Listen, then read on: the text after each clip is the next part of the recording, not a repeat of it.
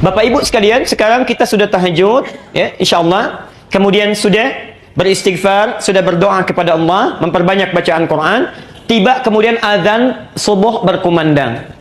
Apa yang dilakukan oleh Rasulullah? Nah, masya Allah. Ibu dan bapak sekalian, Rasulullah SAW saat azan subuh sudah memanggil, beliau menjawab panggilan azan itu, tapi masih berada di rumahnya, menunggu azan selesai. Ya. Jadi belum ke masjid, ya. Beliau berada di rumahnya, kemudian menunggu azan selesai, lantas menunaikan 2 rakaat fajar, ya, 2 rakaat sebelum salat subuh. Bapak Ibu sekalian, ada sekitar 12 rakaat yang utama. Saya tidak akan ulang ini. Ada sekitar 12 rakaat salat sunnah yang utama sifatnya, ya. Utama itu selalu dijaga oleh para sahabat dan dipraktekkan, seringkali dipraktekkan oleh Nabi. 12 rakaat, ya. Yang pertama, 2 rakaat sebelum subuh, 4 rakaat sebelum zuhur, 2 rakaat setelah zuhur, 2 rakaat setelah maghrib, 2 rakaat setelah isya. Jelas? Baik. Dari mana dapatnya hadis itu? Ya.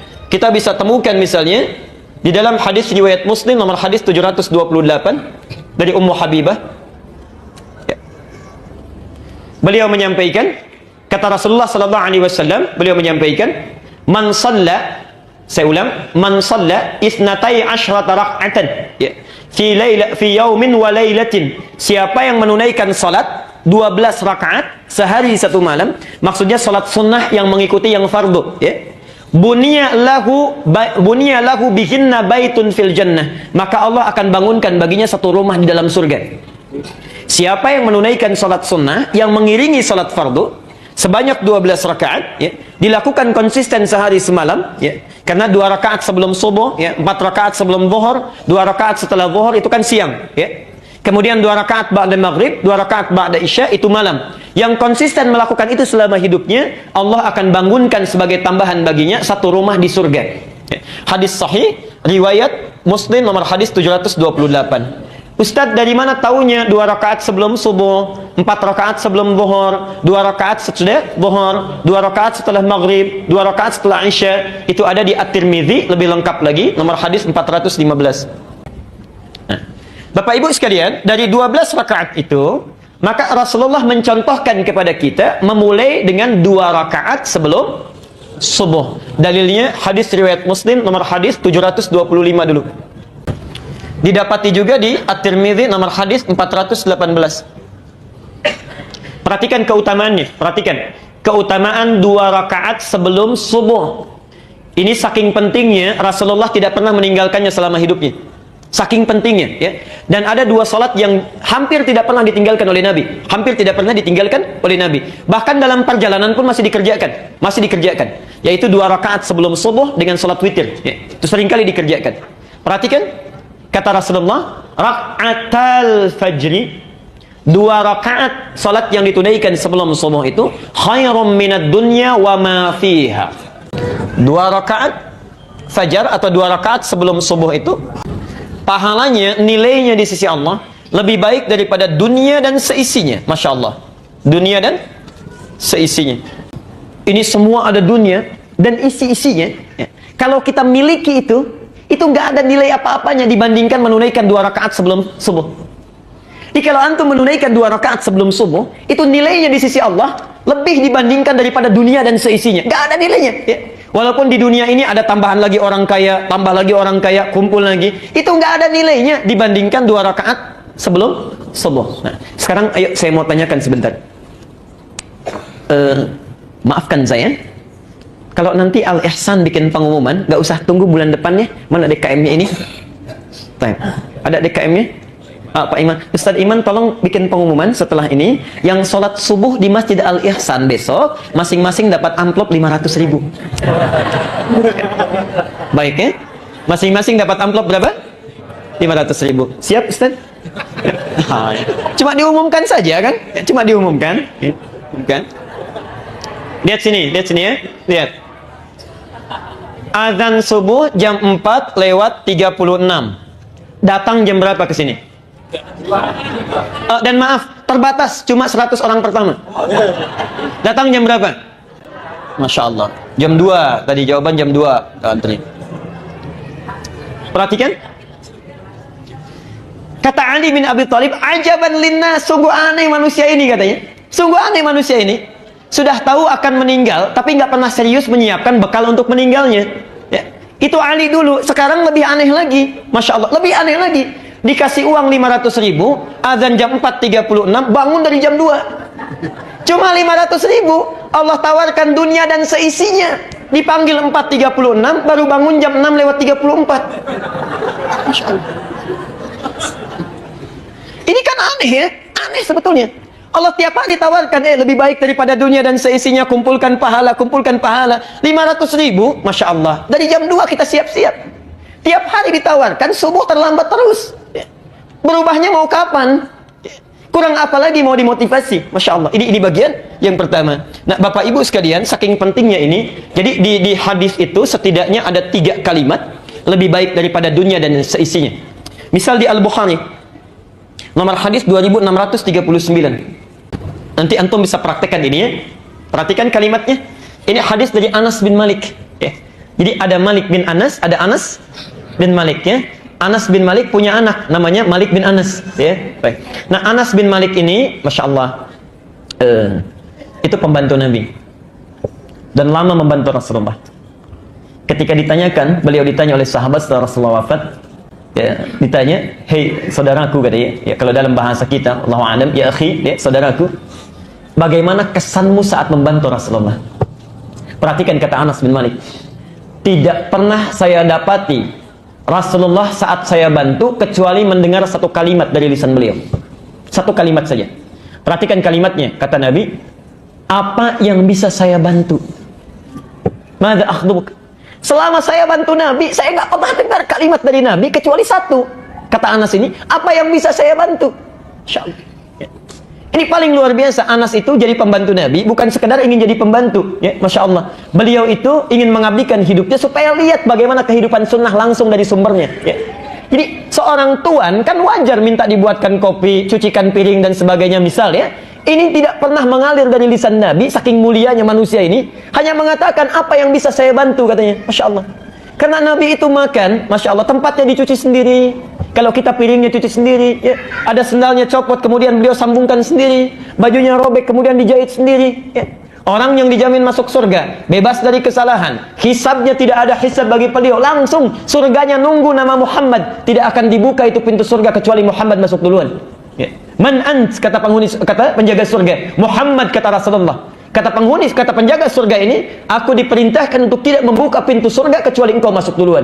Dan Muhammad ini tidak akan pernah masuk surga kecuali menunggu umatnya semuanya masuk. Tidak masuk surga kecuali menunggu umatnya berkumpul. Ditunggu itu, kita ditunggu oleh Rasulullah. Sampai semua terkumpul baru dibimbing oleh beliau masuk surga. Muhammad sallallahu alaihi wasallam. Masya Allah. Kita yang selalu ingin bersama beliau, yang selalu mengatakan sunnahnya dan sebagainya, kita ikuti, kita praktekkan, sudahkah? Masya Allah. Ya. Sudahkah kita memulai dalam hidup? Kadang-kadang kita nuntutnya banyak, ya. Makan, berikan pada orang lain, ya, masih disisakan juga, masih dibuang juga, piringnya dibebankan pada orang lain, copot berikan pada orang lain, macam-macam. Masya Allah. Dalam hidup kita selalu mengatakan, saya ikut sunnah Nabi, ikut sunnah Nabi, ikut sunnah Nabi. Apa yang sudah kita banggakan di hadapan Rasulullah? Masya Allah. Karena itu bertakwalah kepada Allah, hadirin sekalian, Bapak Ibu sekalian. Itulah Muhammad. Kata Anas bin Malik, saya tidak pernah dengar sesuatu pun dari lisan Nabi kecuali apa yang bisa saya bantu. Muhammad sallallahu alaihi wasallam. Insyaallah. Ya. Karena itu kata Jibril alaihi salam, kata Jibril, hadis sahih dalam Mustadrak Al-Hakim, ya, sebutkan Nabi sallallahu alaihi wasallam satu kali akan naik ke mimbar, lalu turun Jibril.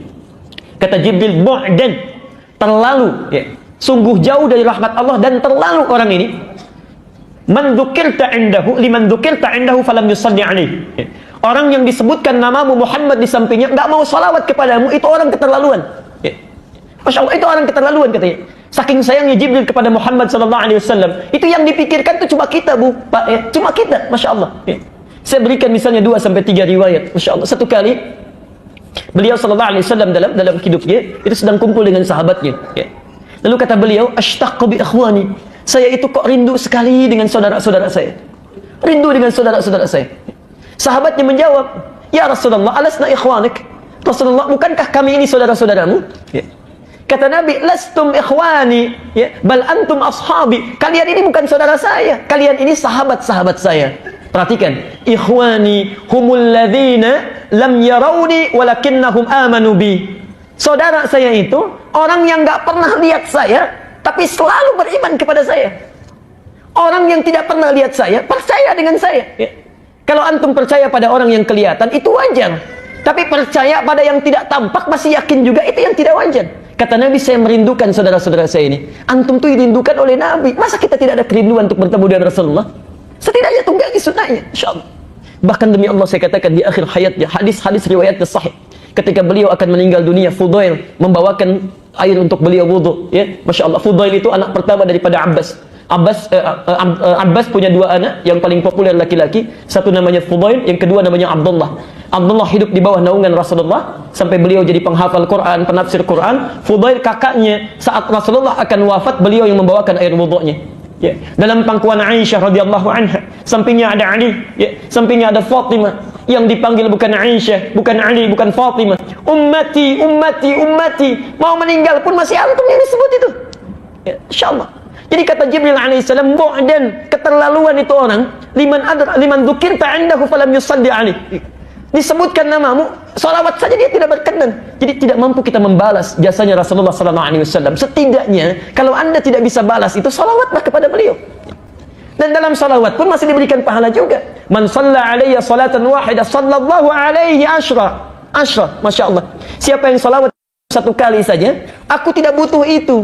Ya, cuma dengan salawat itu Allah akan memberikan 10 kali lipat kebaikan kepada orang itu. Ya. Di Bapak Ibu sekalian, itulah Muhammad sallallahu alaihi wasallam. Nah, kata Anas bin Malik, la ghadwatun fi sabilillah. Ya. Aktivitas baik yang dilakukan karena Allah dari pagi sampai dengan maghrib, au rauhatun, atau aktivitasnya dari siang sampai maghrib tapi semua karena Allah. Misal, makannya karena Allah, minumnya karena Allah, kerjanya karena Allah. Mau makan bismillah, mau minum bismillah, mau kerja bismillah. Perhatikan, khairum minad dunya wa ma fiha. Itu lebih baik daripada punya seluruh isi dunia ini. Ya. Kalimat ujungnya sama, ya. Jadi antum misalnya mulai besok bangun tidur, ya, atau sekarang masih ada kesempatannya, kalau dari pagi disebut ghadwah, ya, ghadwah sampai dengan maghrib. Kalau dari siang sampai dengan maghrib disebut rauhah. Kalau semua aktivitas kita diniatkan karena Allah, makannya bismillah karena Allah, minumnya bismillah karena Allah, kerjanya karena Allah, rawat anak karena Allah, itu kata Anas bin Malik, sabda Rasulullah, khairum minad dunya wa ma fiha. Apa balasan bagi orang ini? Dari Sa'ad As-Sa'adi. Sa'ad As-Sa'adi di Al-Bukhari masih hadisnya. Nomor hadis 3078, 3078. Perhatikan, maudhi'us sautin fil jannah. Ya. Orang ini akan dibalas dengan pahala yang berlimpah. Tempat pecut saja, tempat pecut, ya, tempat pecutnya sesuatu yang tersimpan di surga, untuk ilustrasi saja, khairum minad dunya wa ma fiha. Jadi kalau tukang delman punya pecutan disimpan di tempatnya, itu kalau ada di surga lebih bagus daripada dunia dan seisinya. Ya. Apalagi minumannya, apalagi gelasnya, apalagi keadaannya. Ya. Jadi kalau sudah semua diterangkan, antum tinggal tunggangi, keluarkan. Ya. Catat amalannya apa yang dilakukan. Nah, setidaknya bangunlah 2 rakaat sebelum subuh, itu tunaikan. Khairum minad dunya wa ma fiha. Nabi tidak pernah meninggalkan ini selama hidupnya, konsisten menunaikannya. Dari mana taunya? Hadis Muslim nomor hadis 724. Dari Aisyah radhiyallahu anha. Qalat, lam yakunin Nabi sallallahu alaihi wasallam minan nawafili asyaddu ta'ahudan ala raka'atil fajr. Ya. Tidak pernah Rasulullah SAW memperhatikan, menjaga dengan kuat di antara salat-salat sunnahnya dibandingkan dengan perhatian beliau terhadap 2 rakaat sebelum fajar. Ya. Jelas sampai sini? Baik. Jadi dalilnya yang ingin kita sampaikan pada kesempatan hari ini, Bapak dan Ibu sekalian, setelah bangun tahajud, siapkan diri kita jangan sampai ketinggalan ini. Ya. Walaupun bangunnya kesiangan, hadis sahih. Walaupun bangunnya kesiangan, misalnya ini salat yang agak istimewa, lakukan ini dulu 2 rakaat. Ya. Lakukan ini dulu 2 rakaat, baru kemudian salat subuhnya. Jelas sampai di sini? Baik. Yang terakhir, lalu kita berhenti dulu di sini. Yang terakhir, di mana Nabi mengerjakannya? Di masjid atau di rumah? Ya. Dari mana taunya? Nah, ini persoalan. Ayo, yang bilang di rumah angkat tangan. Berapa? Yang bilang di masjid angkat tangan. Oh, yang tidak angkat tidak jelas nih semuanya, ya. Alhamdulillah. Perhatikan sini. Ya, kita lihat hadisnya dulu ya. Ada di hadis Zaid, setidaknya 3 hadis kita kumpulkan ya. 3 hadis kita kumpulkan. Satu dari Zaid bin Thabit, orang-orangnya. Satu Zaid bin Thabit. Dari Zaid bin Thabit ada 3 hadis. Nah, rumus dalam ilmu hadis, kalau ada satu amalan sifatnya, dalilnya cuma satu, contohnya satu, artinya itu contoh yang paling jelas. Tidak boleh kita mengambil cara lain-lain lagi ya. Tidak perlu kreatif. Kalau misalnya satu amalan, hadisnya satu, contohnya satu, prakteknya. Jangan cari dalil lain lagi, jangan cari contoh yang lain lagi. Ini yang paling bagus, gak usah kreatif. Ya. Contoh, lihat sini. Hadis dalam sholat, saat mengangkat tangan itu, sampai dengan meletakkan di dada, misalnya, jadi dari takbir, kalau cara takbirnya ada 2. Dari yang sejajar dengan bahu, hadwaman kibaihi, kemudian sejajar dengan daun telinga. Tapi sama semua, saat mengangkat sampai dengan meletakkan, itu cuma satu cara. Dalilnya sahih, ya, kemudian contohnya satu, Allahu Akbar. Kalau dalam satu praktek, contohnya satu, dalilnya satu, artinya semua orang bisa melakukannya. Tidak terbuka peluang untuk menampilkan kreativitas kita. Jadi nggak usah kreatif. Ya. Begitu antum angkat misalnya, kan nggak enak. Masa sama manusia kanan dulu, sama Allah kiri dulu. Ini harus agak sedikit pendekatannya berbeda. Ya. Allah, Akbar. Kita putar sedikit ya, supaya kanan duluan masuk, kemudian baru kiri. Itu nggak usah kreatif ya. Nanti kita capek sendiri itu. Ya. Antum capek sendiri. Kalau sudah jelas ada, nggak usah cari-cari yang lain. Ya. Direpot. Kelihatan seseorang dibahas, cari dalilnya, diseminarkan, ya, di stadium generalkan, nggak akan ketemu. Jadi capek-capek sendiri. Ya. Tapi kalau dalam satu praktek misalnya, lebih daripada satu hadis, jangan ditafsirkan dari satu hadis saja. Kumpulkan semuanya. Ya. Nanti banyak prakteknya. Misal tentang ini saja minimal ada 3 hadis tentang persoalan kita. Ya. Doa mengangkat tangan ada 30 hadis. Bacaan bismillah 70 hadis. Ya, Masya Allah. Isbal ada 143 hadis. Kumpulkan dulu. Baru kita lihat. Ya. Satu, Zaid bin Sabit. Kemudian Jabir bin Abdullah. Yang ketiga, Abdullah bin Zaid. Ini antum bisa temukan hadisnya di An-Nasai 1133, kemudian bisa dilihat di silsilah hadis sahihah nomor hadis 1508. Baik. Bapak Ibu sekalian, saya bacakan hadisnya dari Zaid dulu ya. Qala Rasulullah sallallahu alaihi wasallam, Rasulullah sallallahu alaihi wasallam satu kali bersabda ya, di orang-orang itu pada salat sunnah di masjid, lalu Nabi menyampaikan, "Shallu ayyuhan nasi fi buyutikum." Hei orang-orang, kata Rasulullah, ayo cepat salat di rumah aja, di rumah ya. Fa inna afdhala salatil mar'i fi baitihi illa al-maktubah. Salat yang terbaik yang dilakukan oleh setiap orang itu lebih bagus di rumahnya, kecuali salat yang fardu, salat wajib ya. Di salat sunnah ya, dari hadis ini sebaiknya dilakukan di mana? Di rumah ya. Adapun salat fardu sebaiknya dilakukan di mana? Di masjid, melalui hadis ini ya. Ya Rasulullah, apakah qobliyah saja?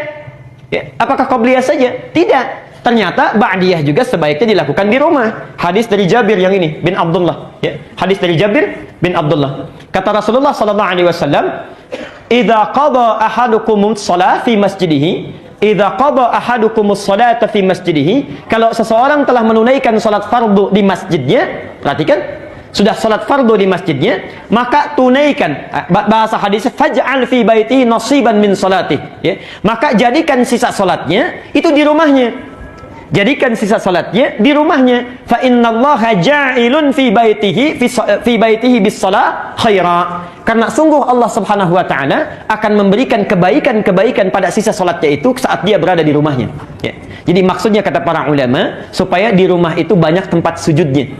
Ya, ramai dengan ibadah, itu yang akan nanti memberikan kesaksian pada kita di akhirat nanti. Karena mulut terkunci, tangan diikat, cuma nanti benda-benda yang bersaksi kepada Allah. Idza zulzilatil ardu, kemudian wa akhrajatil ardu wa qala al insanu, ayat keempatnya, yauma idzin tuhadditsu. Nah, jadi kata Al-Quran, saat bumi ini digoncangkan hancur seluruhnya, manusia pada keheranan, ada apa ini, diwafatkan semuanya, dibangkitkan, semuanya akan diam. Yang bersaksi itu tempat-tempat dan benda-benda yang kita pijak. Yauma idzin tuhadditsu akhbaraha. Ya, benda menceritakan apa yang terjadi. Perhatikan, antum salat di rumah, karpetnya sudah kita sediakan, dipakai salat, itu nanti yang akan bilang kepada kita, ya Allah, saya pernah dipakai sujud oleh orang ini, tanggal sekian, bulan sekian, jam sekian ya. Masya Allah. Jadi jangan hanya ramaikan di masjid, rumah pun ramaikan ya. Karena itu ada saran dari para ulama, ini saran sangat bagus Bu ya, Pak.